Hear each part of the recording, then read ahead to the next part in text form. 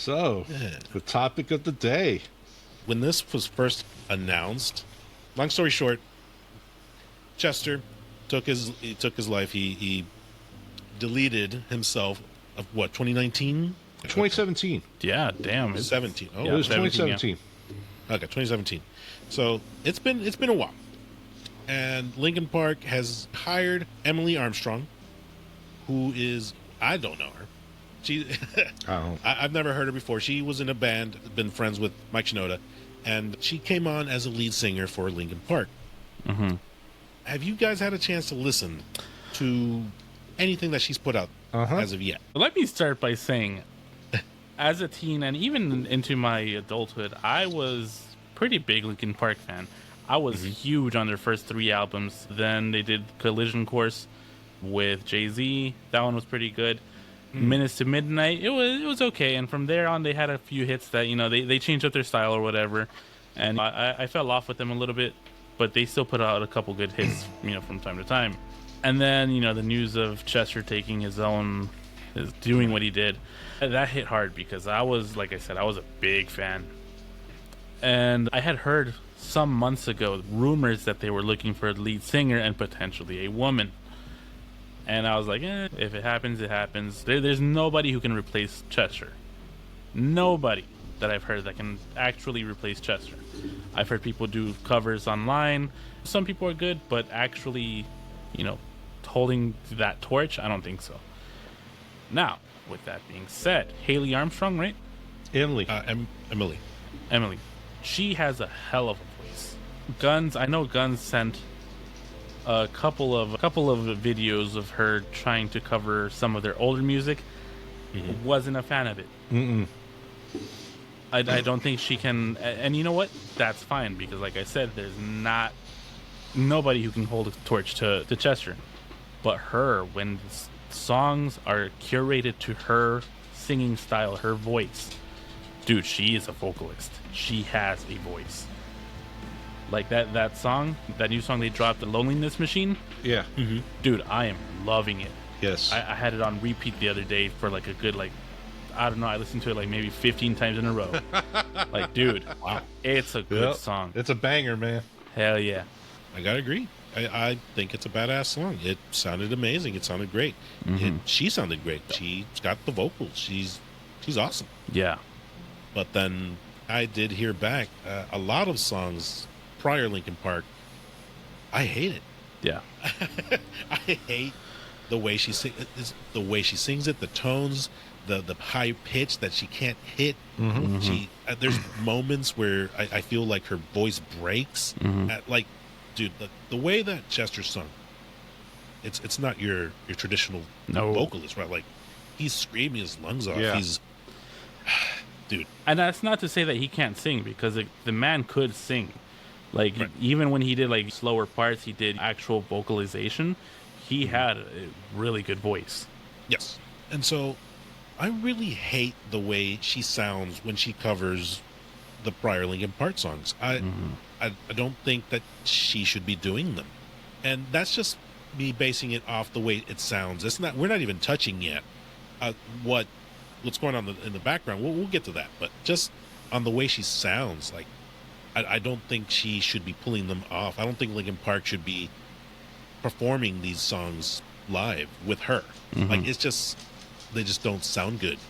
I don't think so. Anything new, the new album that they wrote, run with it. Yeah. She sounds great. Oh, yeah. And I think that they can rebuild. Reinvent. Maybe not reinvent is the word, but I think they can run with her and produce some really good stuff. But as far as the older stuff, stay away from it. Well, so like you mentioned, okay, they're not replacing him. He's still part of the band. I agree with that. He's irreplaceable. They are moving on, which is fine. Yeah, I agree 100%. That one of the first clips when she was announced and everything, I forget what song it was, but I'm listening to it and I'm like, oh my God. Well, first of all, have any of y'all seen Linkin Park live? Yes. Unfortunately, I never got to. I did listen to their live albums, though. Okay, so the few times I've seen Linkin Park, they are not good sounding live compared to their CD. Their CD is like 10 out of 10, unbeatable. Live, it's still good, but they almost sound like a cover band. It doesn't sound right. What you're used to, it doesn't sound right. Do you agree, BB? I was I was in the pits. So I mean, it sounded pretty damn good to me. And they were playing a lot of their good stuff, and one of the albums that I didn't care for, they had a lot of synthesized stuff on there. I don't remember which one, but when they were playing their the first few albums, they sounded great to me. Okay. Maybe it's because I was up close. I don't know. It could. But, it's also venues as well, with the acoustics and stuff like that. But to me, like the few times I've seen, I mean, they're still great. They're phenomenal live. But when you compare them to like CD quality, it's night and day difference. It's not that good at all. Now, with that being said, of course, the few videos I saw was live. She did not sound good at all. And then the one video that I did see that bothered me, which honestly, and I sent you that video, by the way, of the tribute song. Did that touch you, by the way? Did you cry? Nah. Floozy? Anyways, no, so they did a tribute when he passed away to Numb. Well, they did a tribute to all songs. Okay. And they brought like all these different singers throughout the whole like 3 or 4 hour concert. Okay. But when they got to Numb, they literally had like a microphone in the center stage with like this green, I don't know, mistletoe little thing wrapped around it. Okay. They started jamming out. They started playing a song. And then when Chester comes in, it's complete silence. And you can hear it in the audience where they're like shocked, like, oh my God, Chester's supposed to be singing. He's not singing. And then the audience kicks in and starts singing a song for him. When I saw her do Numb live, it was terrible. It was so terrible. I think they should honestly dedicate that song with no singer and or have the audience sing it. And just dedicate that song when they do it live to Chester 100%. Because when you watch that video, dude, it touches you. It hits and it hurts. It's like, oh my God. You can feel the power. But when I saw her do it live, dude, it almost felt like she was butchering the out of the song. And it did not sound good at all to me. And I just, like, I agree with BB. I agree with you. The older stuff, I don't think she needs to work on her voice if she's going to attempt to do them later. Yeah. But the new stuff, dude, oh my God, that one song is phenomenal. Like, I'm with you. I added on my stupid Amazon thing, and literally I must have played that song for like 2 hours straight. Yeah. Because it's a banger. It is so good. Yeah. But when she's trying to sing Chester's section on the old stuff, it is not good. It does not sound good at all to me. I haven't seen a video that does sound good from her. Yeah, so I try to do her justice because the first thing that I heard from her was that song, The Loneliness Machine. And I was like, oh man, she's a really good vocalist. Yeah. Let me look into it. And then I saw she did all the old Linkin Park songs live. And I was like, okay, you know what? Let me go watch some Linkin Park live, some recorded stuff that was off phones and things of that sort, see how they sound live. Then I also checked out how she sounded live. And then I was like, nope, not for me. And then, and me and my wife, we were both watching, and she was like, well, how does that new song, Loneliness Machine, how does that sound live? Does she sound good on that song? We watched it. Sounds phenomenal live. So it's not like I'm just beating on her because, oh, maybe it was just a whim that, this live performance wasn't that good. It was day and night, from something that's curated to her to something that's curated to Chester. Mm-hmm. It's night and day. Okay, I agree. And I will say that, I mean, you can tell that she's trying. She's not butchering it on purpose. No. I don't think, anyways. She wouldn't want to, I'm sure. She's given it a solid effort, and I mean, she is changing her voice to try and match it, but she just, unfortunately, just can't hit those notes. Right. So, same thing. I'm not throwing her under the bus for nothing. Right. It's unfortunate, and it sounds bad. Yeah. But there's no other way to put it. It just sounds bad. Yeah, but I mean, like I said, it's all those songs were curated to Chester. They weren't meant for anybody else to sing, really. Mm-hmm. There's not a lot of people out there who can really hold a candle to what Chester could do.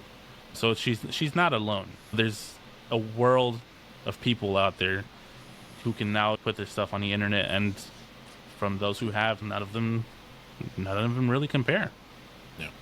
And with that, have you guys heard? Oh man, this is a rough one here.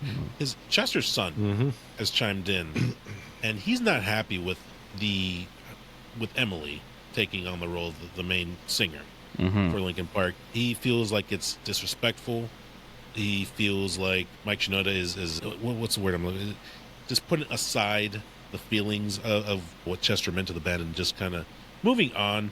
And he's just overall not happy. He's very vocal.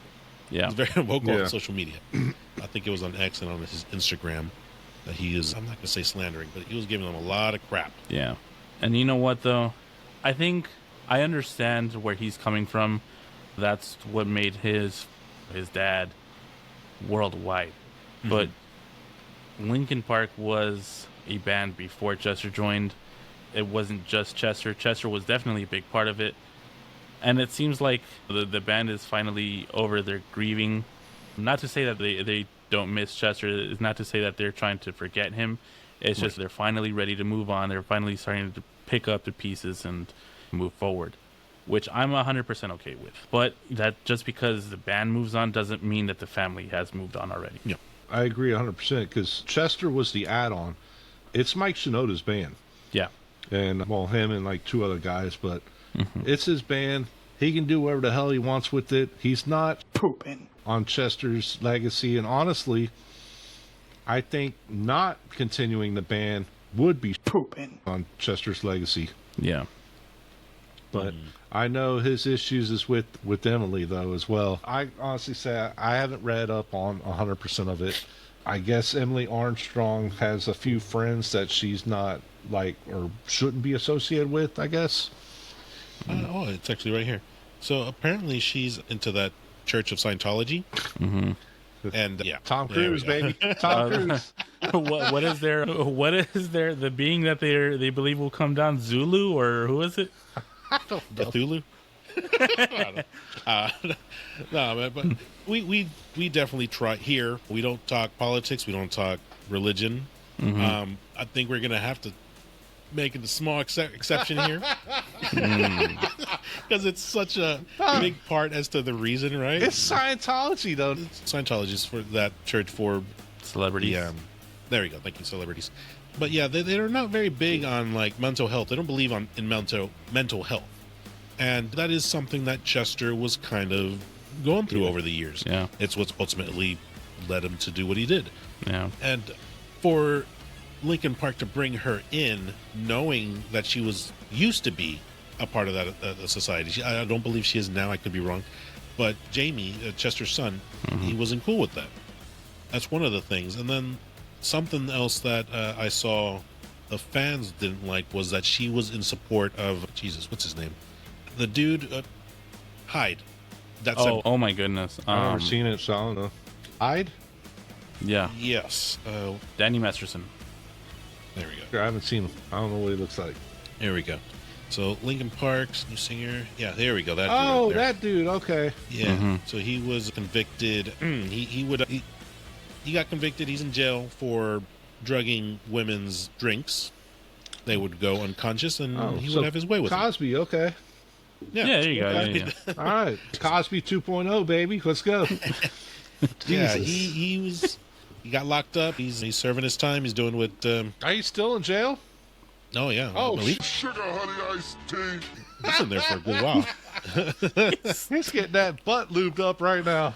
Oh, Don't drop the soap, baby. Come on, you think they're using lube in there? Oh hell no. That's raw dog. They use soap. Talk to it. Yeah. Oh. I'm glad you brought that up. All right, hold that thought. Anyways, yeah, she used to be in support of him. Every article I was looking at, it didn't say if it was before or after he was convicted or not. So it's hard to say if she was what. My God, I like that sticker. Two, spit on that thing. I got two of them. So nice. But yeah, so it's hard to really say on what if she was in support of him or not.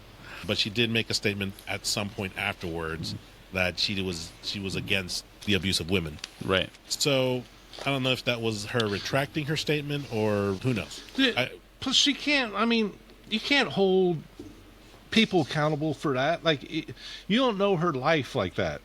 She could have like found out about the dude and asked him out of her life, and now it's her past jumping back on. Who gives a Great mighty Pooh. if she doesn't talk to the guy? Then who cares? People jump to conclusions too quick to judge, and that's stupid. But I'm glad the guy's in jail. That's awesome. No, yeah, I agree with you there. Actually, you know what? I want to say Danny Masterson was also with the Church of Scientology. Yeah, he was. So, I mean, that might kind of go hand in hand with, if she was in Scientology, then she's probably, there's something going on there. That's probably why she was. Now that she's not really required to stand up for, I guess, her friends or whatever, you know? It's possible. Like, it's supposed to be like a whole cult mentality kind of thing, isn't it? Right. Yeah, That's kind the of. story. Yeah. Yeah. But yeah, that's the rift of the whole Jamie part, the whole everything. He's just not cool with the whole thing, and apparently there's been time. Like, I guess Jamie and Mike, he probably informed them like, hey, we're gonna move on, we're gonna hire her, this and that, and he's probably been vocal in the background for a couple years, and now that they went public and it's official, then he's being socially public about it and vocal. So I think that's probably has something to do with it, or he's been against it for this long and they went on without. Yeah. It's not really his blessing, though. Yeah, no, it's unfortunately for him, he has nothing to do with the band. Yeah. I mean, he can't make any calls. He can't pull any strings. He has no say in the matter. Mm-hmm. I mean, I think, honestly, I think them, like you said, Minarum, them moving on as Linkin Park with a new lead singer, I think is what Chester probably would have wanted. Oh, yeah. Over than just ending the band. The fan base is, as far as I can see, it's 50-50 on this. Yeah. And I'm not gonna lie, there's been a few clips out where she's singing, she's butchering a prior Linkin Park song, and people are like, "Yeah, that sounded awesome." Yeah. I've seen that too. I've seen that too. It's like I can't even defend that. No. I'm like, the new song's fire, but I'm like, that was terrible. Okay, so let me ask your opinion. Do you think they should drop the entire original catalog, and when they play live, do they just play their new stuff? See, I was debating this with my wife earlier too, because she's also a Linkin Park fan, and she does not like when Emily is singing the older stuff either. And I kept going back and forth, like maybe they should just, I don't know, maybe whenever they have older songs, just have Chester's voice, an older recording. Maybe what the Gorillas used to do, have a 3D image or something. Maybe have memoirs on screen for Chester or something. Okay. Maybe have that play instead. And I don't know, Emily could take a break. Go to the back, have some water. But at the same time, I know that's not going to put her over. If they want Linkin Park to keep growing, especially with her as their lead vocalist, that's not going to do her any good. No. Yeah. You know, it's a really tough situation. There's not really a winning strategy, at least none that I can Not see. a correct answer. Right. Okay. What if, now this is all just for fun, what if they were to drop the songs where it was like scream heavy? Like, say, for example, Faint. That one's pretty heavy with screaming. Whenever Chester comes in, he's screaming, as opposed to something like Somewhere I Belong, where it's more vocalized, it's more singing. You can't do that. You're going to piss off your fan base even more if you don't play at least like the top songs. Yeah. Because Like, like there was one. I'm sorry. I was just going to say, like, one of the last ones I went to, when In the End dropped, dude, there wasn't a single person sitting down. The place Right. blew up. Yeah. Yeah. There was something that my wife pitched, which I kind of liked. Man, she's got mentioned, 3 times in it? I know. What the hell's the world coming to? She had said that maybe a good way for her to do it is they retool the song, maybe remix it to fit her vocals, fit her style. Like synthesize Yeah, I her don't- voice? Maybe not synthesize it, but like curate the older songs to her style. Change them up. Make the song fit her voice. Yeah. Kind of like Right. animation, Yeah. Just make it work for her, not the other way around. Because the other way around, where she's trying to fit into the older songs, it's not. I don't think is going to work. Yeah. The only way I see that working though is if she starts like today and she practices and practices and practices and practices and practices until she gets the song down. Because as it stands right now, I don't like it.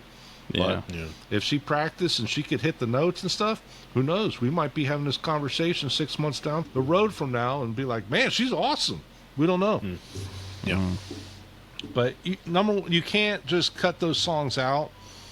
But like I said earlier, I think they should at least dedicate one song, which I'll send a video to y'all. But Numb, dude, when you see that video, dude, it hurts you really hard. I mean, that's like when Foo Fighters were playing, what was it, My Hero? Oh, Dave. God man. damn. And you know what? Actually, that's crazy, bro. Because, like, I was over here thinking for so long, like, man, that's one dude that's the legit rock star and staying faithful to his family. And then he drops the news. Dude. Oh, man. Oopsies. Yeah, Jesus Christ. Yeah. Cheater, cheater, pumpkin eater. Back to Lincoln. God damn, dude. Back to Lincoln. We just derailed that. Yeah, it is. Do you think it would have been a good idea to be like Linkin Park now with Emily, or change the name of the band? I mean, because the band is still together, but You know what? it's not the same Linkin Park. I don't know if it was from the official Linkin Park page or YouTube. I don't know where I saw it. I forgot where. But I saw them referred to as, I think it was Linkin Park V 2.0. And I would be okay with that. I wouldn't say, like, do what Sublime did, where it's like Sublime with Rome. But God, it was terrible. but like, if they were to do, like, call it like Linkin Park V2 or something, I think that would further protect them a little bit. I feel like Yeah. just because there's just, if they're gonna go down the road that they're attempting, I don't think it's gonna go well. So at least with a new name, they can, in a way, continue but still protect themselves a little bit, Yeah. because they technically are a different band. Yeah. I don't know. I honestly, like you said earlier, Minarum, there is no right answer. If she practices, maybe she'll get it. I don't know. But as it stands right now, she's terrible with the older songs. But With the she's older great songs, with yes. her new stuff. Oh my God. It's so good. I'm like, where was that on those songs? I don't think there's been a day since it dropped that I haven't listened to it. Yeah.